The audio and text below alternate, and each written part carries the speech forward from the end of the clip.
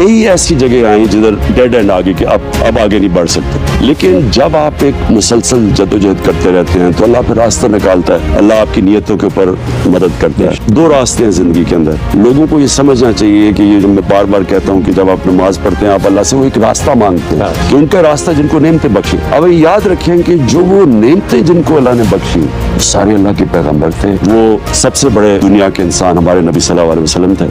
अब आप उनकी जब रास्ता देखते हैं तो उनका रास्ता तो कभी आसान नहीं था। जब आप उस रास्ते पे होते हैं अल्लाह सिर्फ आपसे वो एक्सपेक्ट करता है, आप मेहनत करते रहते हैं, फिर वो दरवाजे खुलते रहते हैं। हमें कुरान कहता है कि नबी सल्लल्लाहु अलैहि वसल्लम की जिंदगी से सीखो, जो दुनिया का सबसे अजीम इंसान था। जितना जितना आप अपनी जिंदगी उसके ऊपर गुजारेंगे आप खुद ही दुनिया में ऊपर चलते जाएंगे, अल्लाह आपको खुद ही इज्जत देना शुरू कर देगा, आपकी जिंदगी आसान। कुरान में अल्लाह के हबीब सबसे करीब अल्लाह का इंसान, उनको अगर अल्लाह इतने मुश्किल वक्त से गुजार सकता है तो कोई मकसद था ना।